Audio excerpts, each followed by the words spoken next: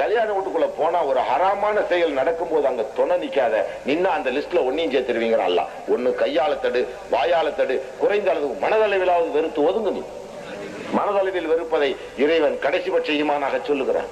ஆனா ஆலிம்களும் கூட உட்கார்ந்து அவனுக்கு துவா ஓதி 2 பேர் கையெழுத்து, ஒரு வக்கீல், ஜமாத் தலைவர் எல்லாம் போட்டிருக்கான். ஏன்? கியாமத்துக்கான சாட்சிகள், நாளைய நரக நெருப்பின் விறகுகள், நாளைய நரக நெருப்பின் இன்றைய விறகு கட்டைகள் இந்த ஜமாத்து தலைவர்கள், இந்த ஆலிம்கள், உலமாக்கள். யாரு? இந்த திருட்டு பணத்துக்கு கை ஓதுறவன். ஒதுக்கணும். ஆலிம்களே, ஹக்கான மூமின்கள் நீங்கள். நல்லதை ஏவ கடமைப்பட்டீர்கள், தீயதை தடுக்க கடமைப்பட்டீர்கள். இதை சொல்லிக்கொண்டே சோத்தை தின்பவன் ஆலிம் அல்ல. சொல்லியதை செயலாக்க வேண்டும், செயல்படுத்தியதை இன்னொருவனுக்கு பிரகடனப்படுத்த வேண்டும். இதை செய்யாதவரை நீங்கள் ஆலிம்கள் இல்லை, ஷைத்தானின் கூட்டத்தில் ஒன்றாகி விடுவீர்கள். சகோதரர்களே, நீ முதல்ல அவனை பள்ளிவாசல்ல ஏத்து மிம்பர்ல மாப்பிளக்காரன அல்லா மேல சத்தியம் பண்ணு, நான் 10 பைசா பெண் வீட்டுல வரதட்சணையா வாங்கலேன். அவன் சத்தியம் பண்ணட்டும், அப்புறம் உட்காந்து நிக்கா ஓது. இல்லையா வெளியே எந்திரிச்சு போயிடும், எங்கேயோ போய் ஓதுட்டான். அதனால வேலை போது அவன் ரிசக்க நிர்மாணிக்க வேண்டியது இறைவன், இந்த பள்ளிவாசல் நிர்வாகி அல்ல.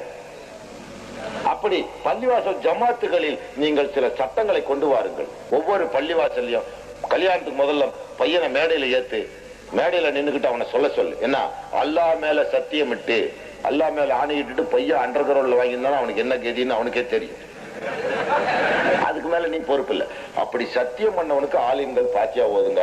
ஆதம் அவ்வா போல வாழ முடியுமாடா? ஆதம் அவ்வா வாழ்ந்த கதை எவனுக்கா தெரியுமாடா? தெரியாது. பைபிள்ல தான் சொல்லுது. சாபத்துக்கு ஆளான கதை நமக்கு எதுக்குடாது? இப்ராஹிம் சாரா போல, சுலைமான் யூசுப் போல, அதெல்லாம் ஒண்ணு வேணாம்டா உனக்கு. நமக்கு அதெல்லாம் தெரியாத கதைடா.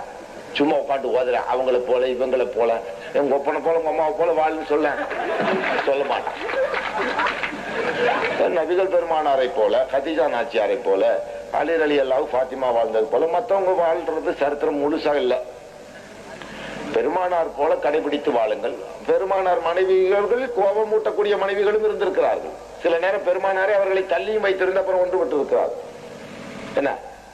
ஹக்கான மூமினாய் வாழ்ந்தா போதும். அதை விட்டு போட்டீங்கன்னா ஆதம் அவ்வாவு போல அவன் அந்த நினைப்புலயா இருக்கிறான். மாலையை போட்டு கணக்கு பண்ணிட்டு காசு பிடிக்கிட்டு அதுல என்ன மாப்பிள்ளை கொடுத்த வண்டியில அவன் அதுல இருப்பான். இவன் அந்த நேரம் சொல்லி செய்யணும்.